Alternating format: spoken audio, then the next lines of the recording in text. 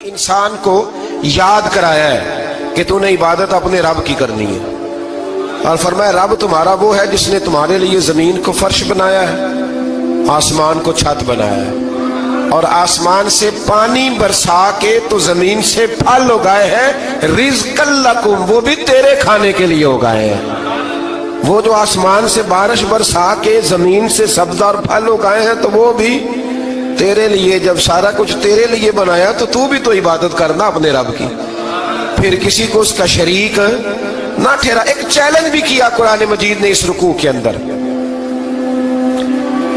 کہا کرتے تھے مکے کے لوگ کہ آپ قرآن مجید کی آیتیں نبی کریم علیہ السلام سے کہا کرتے تھے کہ معاذ اللہ آپ خود بناتے ہیں، بنا کے لاتے ہیں۔ تو اللہ کریم نے فرمایا وَإِن كُنتُمْ فِي رَيْبٍ مِّمَّا نَزَّلْنَا عَلَىٰ عَبْدِنَا فَأْتُوا بِسُورَةٍ مِّن مِّثْلِهِ، اگر تمہیں شک ہو نا اس میں جو ہم نے بندہ خاص پہ نازل کیا ہے تو تم بھی اس جیسی ایک صورت بنا کے لاؤ۔ پڑھے لکھے تو تم بھی ہو نا، مکے میں تم بھی رہتے ہو، تو ایک صورت بنا کے لاؤ۔ قرآن مجید ہم سے چھینا گیا ہے سازش کے تحت، اس لیے کہ جس قوم کو قرآن آ جاتا ہے نا پھر کوئی کافر اس کا مقابلہ نہیں کر سکتا۔ دیکھیں نا، اگر کافروں کے پاس جواب ہوتا قرآن پاک کا تو بدر اور احد میں نا کوئی آیت بنا کے لاتے قرآن کے مقابلے کی، تلواریں لے کے نہ آتے، ان کے پاس جواب ہی نہیں تھا۔ اور قیامت تک کسی کافر کے پاس قرآن مجید کا کوئی جواب، قرآن کا کوئی جواب، قسم اللہ کی جواب کوئی نہیں، قرآن کا اس کا کوئی جواب نہیں۔ کیا بات ہے قرآن پاک کی۔ وہ ایک دفعہ مسلمہ کذاب بے ایمان کہنے لگا میں نے بنا لیا قرآن پاک کا جواب، معاذ اللہ۔ جواب کیا بنایا؟ وہ سورت ہے نا القاریۃ ما القاریہ وما ادراک ما القاریہ، کھڑکھڑانے والی کیا ہے، کھڑکھڑانے والی تمہیں کیا پتا کیا ہے کھڑکھڑی، قیامت کا ذکر ہے۔ کہنے لگا میں نے اس جیسی صورت بنا لیا، تو کیا بنایا؟ الفیل ملفیل وما ادراک ما الفیل، کہنے لگا ہاتھی، تمہیں کیا پتا کیا ہاتھی، تم کیا جانو کیا ہاتھی۔ تو پاس جو اس کے اپنے بیٹھے تھے نا چیلے، وہ کہنے لگے چپ کر جا، سارے زمانے کو پتا ہاتھی کیا ہوتا ہے۔ تو پاگل ہے، اس کے دو کان ہوتے ہیں، ایک سونڈ ہوتی ہے، چار اس کے پیر ہوتے ہیں۔ بیوقوف آدمی قرآن کا مقابلہ کرنا ہے تو وہ چج کے ساتھ کر، پاگلوں کی طرح مقابلہ کرے گا، جوتے کھائے گا بھی ہمیں بھی پڑھوائے گا۔ تو قرآن مجید کا کوئی مقابلہ کر سکا؟ تو اس آیہ مبارکہ میں اللہ نے کافروں کو یہ کہا اگر مقابلہ نہیں کر سکتے تو پھر اللہ سے ڈرو، ورنہ دوزخ میں ڈالے جاؤ گے، وہ جس کا ایندھن آدمی اور پتھر ہے، اور بنائی بھی کافروں کے لیے گئی ہے۔ اعدت للکافرین، جہنم کس کے لیے بنائی گئی ہے؟ کافروں اور منافقوں کے لیے۔ مسلمانوں کے لیے بنائی گئی، مسلمان مرضی سے چھلانگے لگائیں تو ان کی موج ہے، ورنہ ان کے لیے جہنم، ان کے لیے اللہ نے جنت بنائی ہے۔ اور یہ بات کرتے ہی رب کریم نے فرمایا اے محبوب علیہ الصلوۃ والسلام، مومنوں کو خوشخبری دے دے کہ اللہ نے ان کے لیے جنت بنائی ہے، اس میں باغات ہیں، انہیں رزق دیا جائے گا کھانے کے لیے، اور اس میں انہیں پاکیزہ بیویاں دی جائیں گی، اور پھر وہ اس میں ہمیشہ رہیں گے، انہیں اس سے نکالا نہیں جائے گا۔ آگے جو آیات کریمہ ہے نا اس کے اندر اللہ تبارک و تعالیٰ نے فرمایا ہے کہ اللہ حیا نہیں کرتا سمجھانے کے لیے مچھر کی مثال بھی دینی پڑے۔ فرمایا قرآن سے کچھ لوگ ہدایت حاصل کرتے ہیں اور کچھ گمراہ ہو جاتے ہیں۔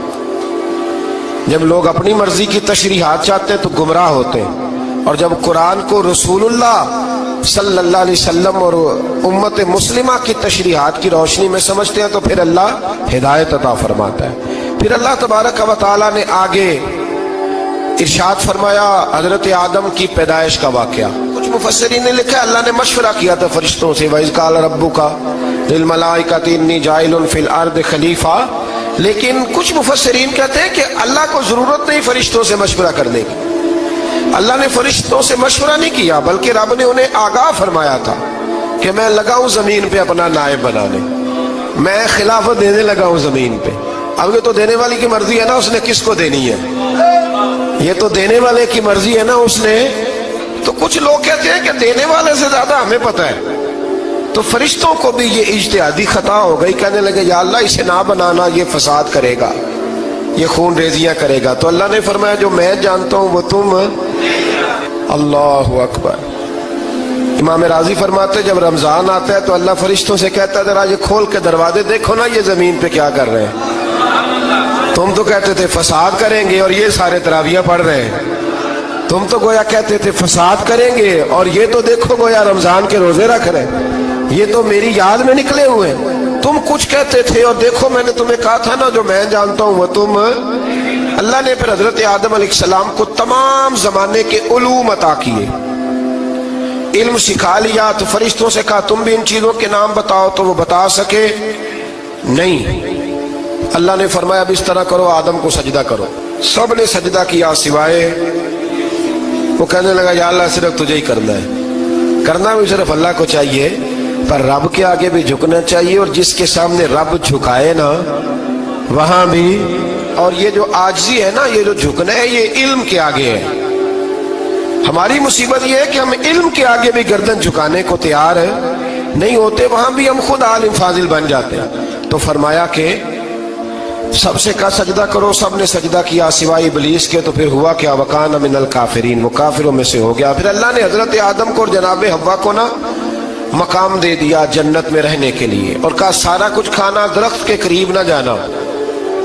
ابھی آپ کسی سے کہہ دیں تھوڑا سا کہ پیچھے نہ دیکھنا، یعنی اگر میری سمجھ لیں ادب کی وجہ سے کوئی 1.5-2 منٹ یا 6 منٹ نہیں بھی نہ دیکھے گا تو سوچے گا ضرور کہ پتہ نہیں اب پیچھے کیا ہے، مصیبت کیا ہے۔ یعنی آپ کہہ کے دیکھ لیں کسی کو، پیچھے نہ دیکھنا، فطرت ہے نا انسان کی، وہ جستجو کرتا ہے، کہا اس درخت کے پاس نہ جانا۔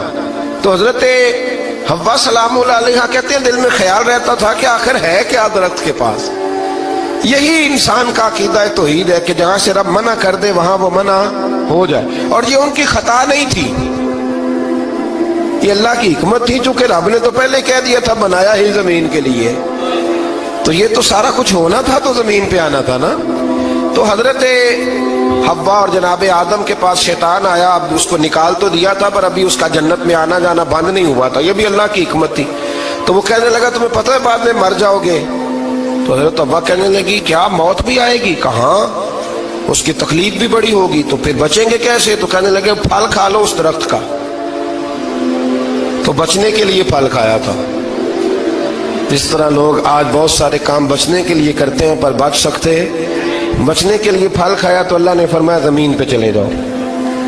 تو حضرت آدم زمین پہ آئے، پھر کئی 100 سال روتے رہے، فَتَلَقَّى آدَمُ مِن رَبِّهِ کَلِمَاتٍ، تو پھر اللہ نے خود ہی جناب آدم کو کچھ کلمے سکھائے۔ علامہ اسماعیل حقی فرماتے ہیں وہ کلمے یہ تھے کہ حضرت آدم نے میرے نبی کا وسیلہ پیش کیا، اللہ کریم نے جناب آدم کی دعا کو مقبول فرما لیا۔ پھر آگے بنی اسرائیل کا ذکر آ جاتا ہے۔ اللہ تعالیٰ نے بنی اسرائیل، آج آپ اسی قوم کو یہودی کہتے ہیں، ان کو اللہ نے اس زمانے میں فضیلت عطا کی تھی بہت زیادہ۔ تو عرب کے اندر جب نبی پاک علیہ السلام نے اعلان نبوت کیا تو کچھ لوگوں نے یہ کہہ دیا کہ اگر یہ یہودی کلمہ پڑھ لیں گے تو ہم بھی پڑھ لیں گے۔ تو پھر اللہ نے انہیں یاد کرایا کہ تم اصل میں کیا ہو، تمہیں کلمہ پڑھنا چاہیے۔ تو اہل یہود کا تذکرہ کرتے کرتے رب کریم نے ایک بات یہ بھی ارشاد فرمائی کہ تم لوگوں کو تو کہتے رہے ہو کہ وہ نبی آنے والے ہیں، وہ نبی آنے والے ہیں، اور جب آ گئے ہیں تو ماننے کو تیار نہیں ہو۔ تو فرمایا تأمرون الناس بالبر وتنسون انفسکم وانتم تتلون الکتاب، لوگوں کو بھلائی کا حکم دیتے ہو اور اپنے آپ کو بھول جاتے ہو، افلا تعقلون، تمہیں عقل نہیں؟ پھر اللہ نے انہیں یہ بھی یاد کرایا کہ یاد کرو وہ زمانہ کہ جب فرعون نے خواب دیکھ لیا تھا کہ کوئی بچہ اس کی سلطنت کو تباہ کرے گا، تو پھر اس نے تمہارے بچوں کو ذبح کرانا شروع کیا اور تمہاری بیٹیوں کو چھوڑتا تھا۔ فرمایا یہ بھی تو تم نے دیکھا، میں نے تمہیں پھر تم سے کہا جہاد کرو قوم عمالقہ کے خلاف، تو مقام طیہ میں جا کے یہ لوگ کہنے لگے ہم سے جہاد نہیں ہوتا۔ اللہ نے انہیں ایک میدان میں قید کر دیا۔ بڑی دلچسپ بات، قید تو لوگ ہوتے ہیں نا چار دیواری میں، تو اللہ نے بنی اسرائیل والوں کو جب انہوں نے کہا ہم جہاد نہیں کریں گے تو اللہ نے میدان میں قید کر دیا۔ میدان میں، یہ یاد رکھیں، جب انسان اللہ کی نافرمانی کرتا ہے تو اسے ایسی قید ملتی ہے جس کا اس نے تصور بھی نہیں کیا ہوتا۔ ایک میدان ہے مقام طیہ، قید ہو گئے، سارا دن سفر کرتے تھے، سارا دن، تو رات کو تھک کے سوتے تھے، صبح اٹھتے تھے نا جب، تو وہیں ہوتے تھے جہاں کل صبح چلے تھے۔ تو رب جب کسی کو قیدی بناتے ہیں تو اسے زنجیروں کی، سلاخوں کی ضرورت ہے۔ دعا فرمائے اللہ تبارک و تعالی غموں سے نجات عطا فرمائے، یہ دعا فرمائے، ایسی قید دیتا ہے کہ جس سے پھر چھٹکارا ہو سکتا تو بنی اسرائیل کا بہت زیادہ تذکرہ اس بارے میں اللہ تبارک و تعالیٰ نے پھر بیان کیا، اور پھر کہا کہ انہیں جو حکم دیا جاتا تھا یہ اس کی سرتابی کرتے تھے، پھر اللہ نے ان پر ذلت نازل کر دی اور یہ ہمیشہ اس کا شکار رہے۔ قوم سبت کا ذکر فرمایا اللہ نے، ہفتے والے دن کچھ لوگ نافرمانی کرتے تھے۔ ہمارے بھی ہیلے بہانے ہیں نا آج کل کاروبار میں، تو اسی سپارے کی آیت نمبر 65 کے اندر اللہ تعالیٰ نے حضرت داؤد کی قوم کا ذکر کیا کہ اللہ نے انہیں حکم دیا تھا کہ ہفتے والے دن مچھلیاں نہیں پکڑنی، تو وہ کہتے تھے چلو ہاتھ لگا کے نہیں پکڑنی، ہاتھ لگا کے۔ وہ ہمارے لوگ ہیلے بہانے تلاش کر لیتے ہیں نا، وہ بڑے جناب انشورنس والا آ گیا، اب وہ بینک والا آ گیا، وہ فلانے صاحب آ گئے، وہ تروڑ مروڑ کے کہانیاں باتیں، اور پھر ہمیں بھی رستے مل جاتے ہیں بچنے کے۔ مفتی صاحب نے کہہ دیا تھا، ایک مولانا سے میں نے ان کو کہا ہفتے والے دن مچھلیاں نہیں پکڑنے کا، نہیں پکڑتے، چھوٹے چھوٹے حوض بنا لیے تو مچھلیاں زیادہ آتی تھی اس دن۔ یہ بھی اللہ کی قدرت تھی، نماز کے وقت گاہک زیادہ آتے ہیں، یہ اس کی قدرت ہوتی ہے۔ تو وہ مچھلیاں حوض میں جمع ہو جاتی ہیں، یوں سمجھ لیں کہ جال انہوں نے لگا لیے ہوئے تھے، تو جال میں وہ پھنستی رہتی تھی، حوضوں میں آتی رہتی تھی۔ ہفتے کو نہیں پکڑتے تھے، اتوار کو پکڑ لیتے تھے، تو پھر اللہ نے انہیں سزا دی۔ فرمایا تماشے کرتے ہو اللہ کے حکم کے ساتھ؟ کیا سزا دی؟ فَقُلْنَا لَهُمْ كُونُوا قِرَادَةً خَاسِئِينَ، فرمایا بندر بن جاؤ دھتکارے ہوئے۔ جو رزق حرام طریقے سے کماتے تھے رب انہیں بندر بنا دیتا تھا۔ ابھی بھی میں نے دیکھے ہیں بڑے بڑے تاجر پاگلوں جیسی زندگی گزار رہے ہیں، نفسیاتی طور پہ سکون نہیں ہے، کروڑوں روپیہ پڑا ہے۔ کیوں؟ اس لیے کہ رب کے بتائے ہوئے طریقے کے مطابق تجارت نہیں کرتے۔ آگے ایک اور دلچسپ بات آ گئی، بنی اسرائیل کے اندر نا ایک شخص نے اپنے چچا کو قتل کر دیا جائیداد کے لیے۔ یہ دیکھیں کب سے لوگ جائیداد کے لیے قتل کرتے آ رہے ہیں۔ چچا کو قتل کر دیا، اور قتل کر کے حضرت موسیٰ علیہ السلام کے پاس آئے کہ میرے چچا کو کسی نے قتل کر دیا ہے، تو بتائیں کیا کرنا ہے؟ تو آپ نے فرمایا کہ گائے ذبح کرو اور اس کا ایک ٹکڑا مقتول کو مارو، مرنے والے کو، وہ خود اٹھ کے بتا دے گا مجھے کس نے قتل کیا ہے۔ اب ارادہ نہیں تھا گائے ذبح کرنے کا تو بہانے کرنے لگے۔ ارادہ نہیں نہ ہوتا تو پھر کیا ہوتے ہیں؟ کہنے لگے گائے کس طرح کی ہو، بوڑھی ہو کہ بچی ہو، رنگ کیسا ہو، جوان ہو کہ چھوٹی ہو، حال میں ایک دفعہ چلنا سیکھ گئی ہو یا ابھی نہ سیکھی ہو، تو بتاتے گئے تو رب بھی شرطیں بیان کرتا گیا۔ گہرے زرد رنگ کی ہو، حال کے اندر اسے نہ چلایا گیا ہو، پانی نہ نکالا گیا ہو، نہ بچی ہو نہ جوان ہو، اس کے درمیان ہو۔ یہ ساری شرطیں کہاں پائی جاتی تھیں؟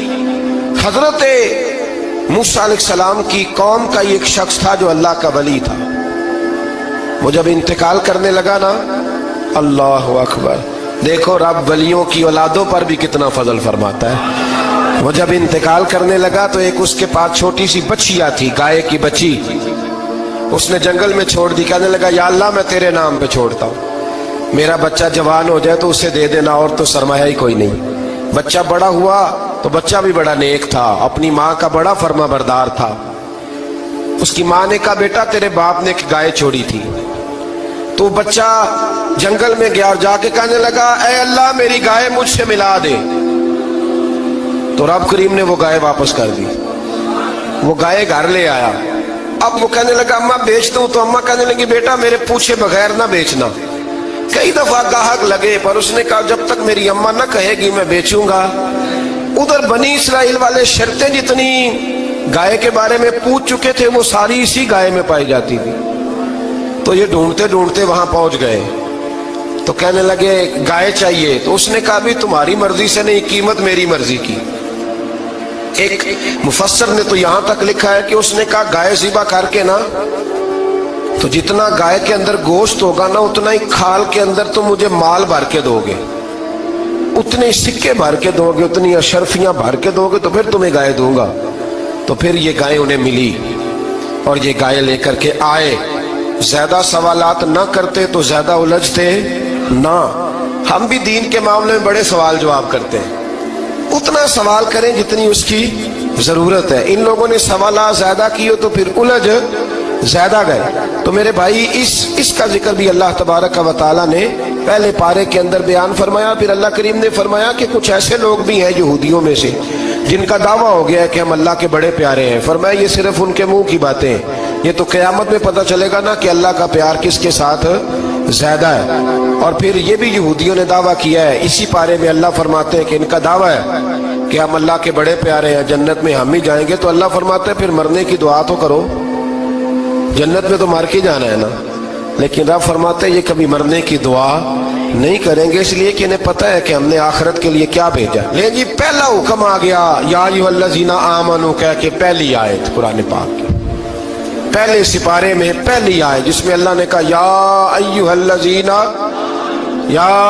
الذین آمنوا، تو پہلا حکم آمنوا کہہ کے آیت نمبر 104 میں جو اللہ نے حکم دیا ہے نا وہ نبی پاک کی تعظیم کا حکم ہے۔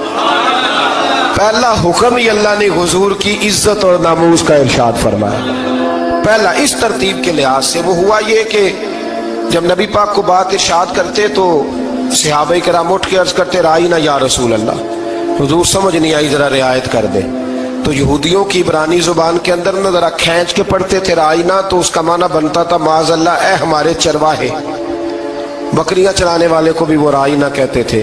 تو جب صحابہ یہ کہنے لگے تو اللہ نے منع ہی کر دیا، فرمایا میرے محبوب کے غلاموں اس لفظ کے پیچھے چھپ کے، اس لفظ کے پیچھے چھپ کے لوگ میرے نبی کی بے ادبی کر جاتے ہیں، تو جس لفظ کا کوئی ایک معنی بے ادبی والا بنتا ہو وہ لفظ بھی میرے نبی کے لیے نہ کہو، لفظ وہ والے کہو جس میں کوئی بے ادبی کا معنی نکلے نہ۔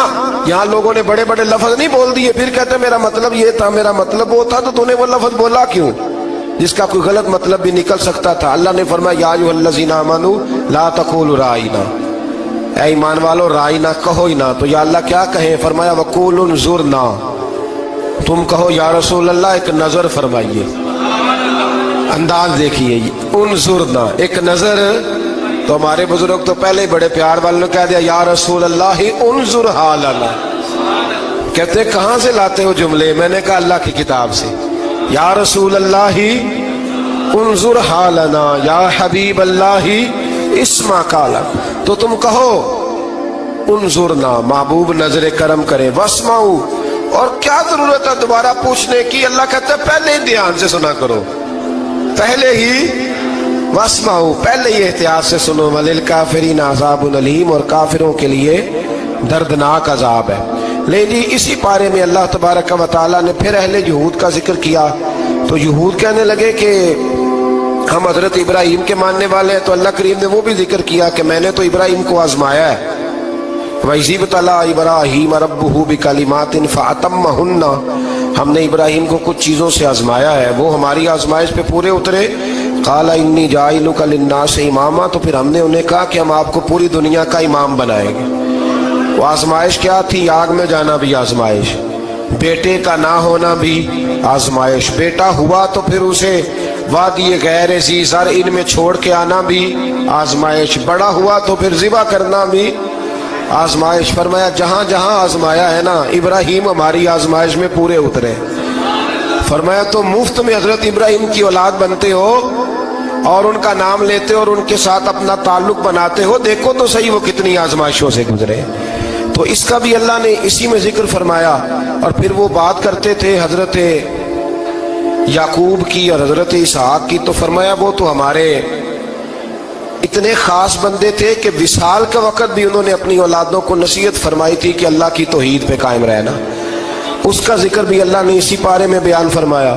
اور جو حضرت ابراہیم اور جناب اسماعیل نے کعبہ تعمیر کیا تو اس کا ذکر بھی اللہ تعالیٰ نے اسی پارے میں فرمایا۔ اور فرمایا جب وہ کعبہ بنا رہے تھے تو کہہ رہے تھے ربنا تقبل منا، کہہ رہے تھے اے اللہ بنا ہم نے دیا ہے پر مہربانی فرما ہم سے قبول فرما لے۔ تو جو آیہ کریمہ آخر میں عرض کرنا چاہتا ہوں اس پر بھی تھوڑی توجہ فرمائیں گے تو بات بڑی نکھر کے باہر آئے گی۔ یہ 16ویں رکوع کے اندر اللہ نے پھر یہود کا اور عیسائیت کا ذکر فرمایا تو اللہ کریم نے ایک بات ارشاد فرمائی، یہودیوں کے ہاں جب کوئی بچہ پیدا ہوتا تھا پیلے رنگ کے ساتھ اس کو رنگتے تھے، یا کوئی خاص رنگ تھا ان کا، بچہ پیدا ہوتا تو اس پر وہ رنگ چڑھاتے کہ یہ جی ہمارے مذہب کا رنگ ہے۔ ہمارے ہاں بھی رسمیں ہیں نا اپنی اپنی، معاذ اللہ اپنی اپنی نہیں ہونی چاہیے، اللہ رسول کا حکم ہونا چاہیے۔ تو یہودیوں کے ہاں بچہ پیدا ہوتا تو ایک خاص رنگ چڑھاتے، عیسائیوں کے ہاں پیدا ہوتا تو وہ بھی ایک خاص رنگ چڑھاتے۔